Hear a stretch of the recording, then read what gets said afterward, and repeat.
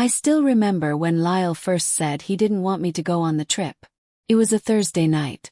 We were cuddled up on the couch sharing a pizza, half focused on some crime series. My phone wouldn't stop lighting up with messages from the group chat. The girls were finalizing our Miami Airbnb, picking out coordinated outfits, chatting about brunches on the beach and late-night parties. I just chuckled at a meme someone posted when he glanced over. "Who all's going again?" he asked casually. I listed the names without giving it much thought. Talia, Era, Alina, Chloe and Marcus. His head turned toward me slowly. "Marcus. Like your ex Marcus." I hesitated, feeling a shift in the room's energy. "Yeah," I said, trying to play it cool. "He's still friends with Talia's boyfriend. They invited him. I only found out today." Lyle sat down his pizza slice and wiped his hands, though they weren't messy. "And you're still planning to go?" I let out a sigh. "Lyle, come on. It's a big group. There will be 10 of us. I haven't spoken to Marcus in ages." "He doesn't matter." He didn't say anything right away, just stared ahead, jaw tightening a little. "I don't like it," he said at last. "I don't like the idea of you staying in the same house as your ex. It feels off, disrespectful." I sat up a little straighter. "So, you don't trust me?" "It's not about trust," he replied. "It's the setup I don't trust. There's alcohol, old flames, shared history. It's not exactly a great combination. You know that." A knot of defensiveness started forming in my chest. "So what? I'm not allowed to go." "I'm saying I'd rather you didn't." And just like that, the comfort between us disappeared. I wish I could say I cancelled then and there. I wish I could say I respected his boundaries more than a 4-day getaway. But I didn't. I rationalized it. I told myself I needed this. I hadn't traveled with my friends since college. I'd been faithful to Lyle. One trip didn't make me wrong. I convinced myself it was okay. When I told the girls how Lyle had reacted, Talia rolled her eyes. "It's a girls' trip. You're not going to Miami to hook up with your ex. You're going to drink margaritas, dance, and post thirst traps." Chloe added. "He's acting controlling. Don't let him guilt you." I wanted to believe them. I clung to every word that made me feel like I wasn't being selfish. The morning I left, Lyle barely said a word. He helped me get my suitcase into the Uber but didn't even kiss me goodbye.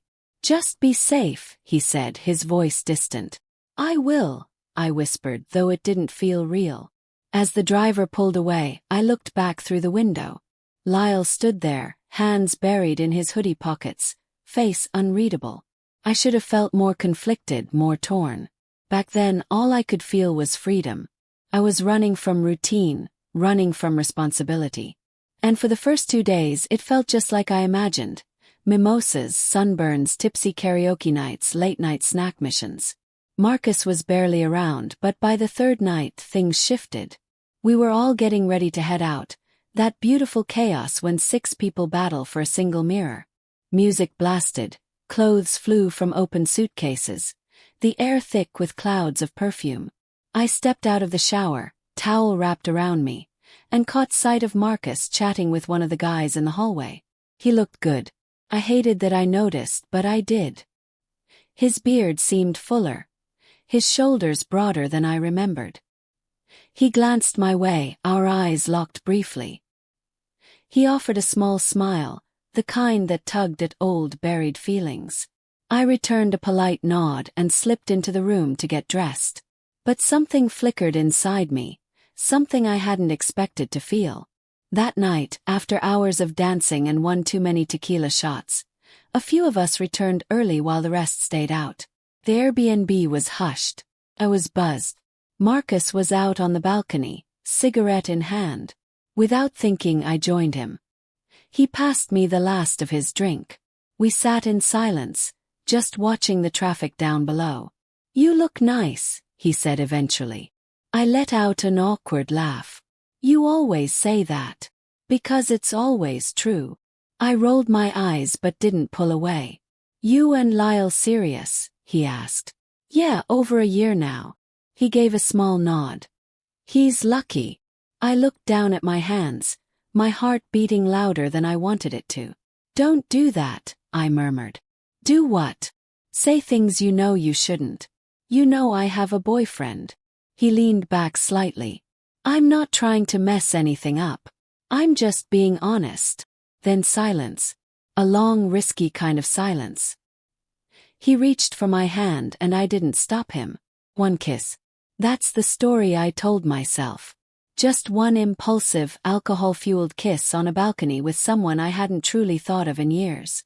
I pulled back quickly, mumbled something about needing air, and went to bed, heart thudding in my throat. The next morning, I couldn't bring myself to look him in the eye. I avoided him, avoided everyone. The guilt sat in my gut like stone. I hadn't cheated. Not really. Not technically, right? When I got back, Lyle wasn't waiting at the door. He was in the kitchen, arms crossed, expression unreadable. How was the trip? He asked. Good, I replied carefully. Relaxing. He gave one slow nod. Did you sleep with him? Froze. What, Marcus?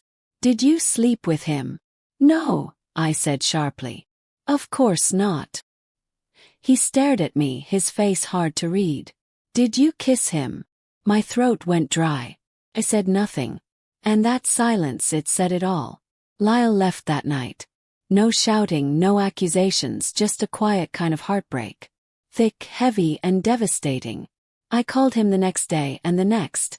Left long rambling voicemails full of apologies, justifications, promises. He never replied. I tried to convince myself it wasn't so terrible. Just a mistake, a meaningless one. But deep down I knew better. Because it wasn't just the kiss, it was the lie. It was breaking his trust. It was the decision to go on that trip, even though I knew it bothered him. It was choosing me over us. Weeks slipped by. Then months. Chloe eventually told me Lyle was seeing someone new, someone calm, someone safe, someone who didn't take spontaneous trips with old flames. And me, I haven't taken a vacation since. Sometimes I still scroll through our old photos, wondering what might have been different. If I had just said no to that trip, if I had stayed home, if I had chosen him.